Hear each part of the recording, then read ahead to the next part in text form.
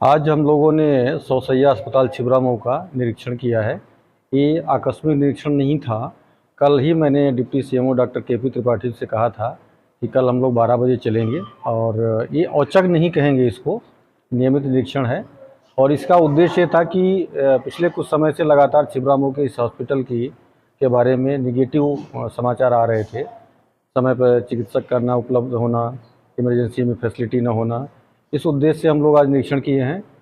मुख्य रूप से यहाँ पर 3 चीज़ें मुझे दिखी हैं। एक तो महिला चिकित्सक की तैनाती नहीं है, बाल रोग विशेषज्ञ भी नहीं है, और तीसरा आईसीयू हमारा संचालित नहीं है।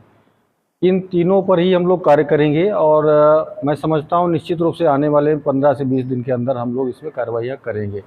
इंफ्रास्ट्रक्चर पर्याप्त है, केवल मॉनिटरिंग की आवश्यकता है, उसको हम लोग करेंगे।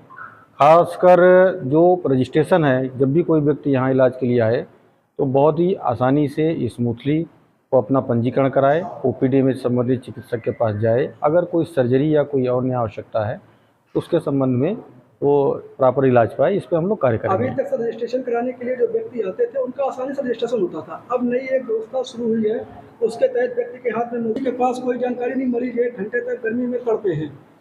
इसके अलावा सर इस अस्पताल ने आपको सुना, और निश्चित रूप से कुछ कम्युनिकेशन गैप होगा जिला इस अस्पताल के प्रशासन और यहाँ के नागरिकों के बीच में।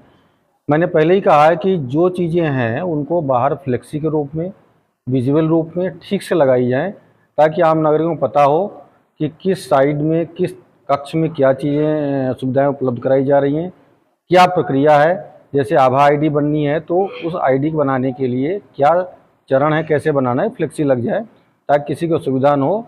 जहाँ पंजीकरण हो रहा है उस काउंटर को भी थोड़ा सी स्पेस दे दिया जाए ताकि किसी प्रकार की असुविधा किसी को न हो।